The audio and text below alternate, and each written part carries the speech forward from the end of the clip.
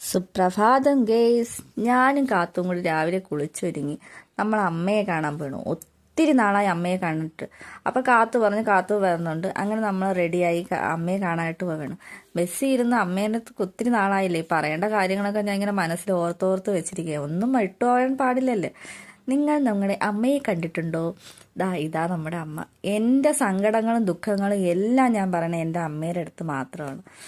അകത്ത് കയറി മനസ്സുരുവി ഞാൻ എൻ്റെ അമ്മയുടെ അടുത്ത് എൻ്റെ സങ്കടങ്ങളും ദുഃഖങ്ങളും എല്ലാം പറഞ്ഞ് പിന്നെ അതിനുശേഷം പുറത്തിറങ്ങി ആലിൻ്റെ മുട്ടി വെച്ച് കുറച്ച് ഫോട്ടോസ് എടുത്തപ്പോൾ കാത്തോടെ നമുക്ക് മിൽക്ക് സർബത്ത് കുടിക്കാറ്.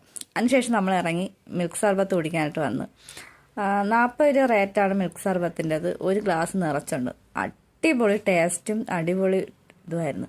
മനസ്സും നിറഞ്ഞു വയറും നിറഞ്ഞു എന്ന് പറഞ്ഞ അവസ്ഥയായിരുന്നു. കാത്തു പറഞ്ഞ് എങ്ങനെ ടേസ്റ്റ് എങ്ങനെയുണ്ടെന്ന് പറയാം. ഞാൻ പറഞ്ഞ സൂപ്പറായിട്ട്. തിരിച്ചു പറഞ്ഞ വഴിക്ക് ദൈവവാളത്തിൻ്റെ അതുവഴി വന്നപ്പോൾ ട്രെയിൻ പോണുണ്ട്. ഇത്രയേ ഉള്ളൂ ഗൈസ്. Okay, by.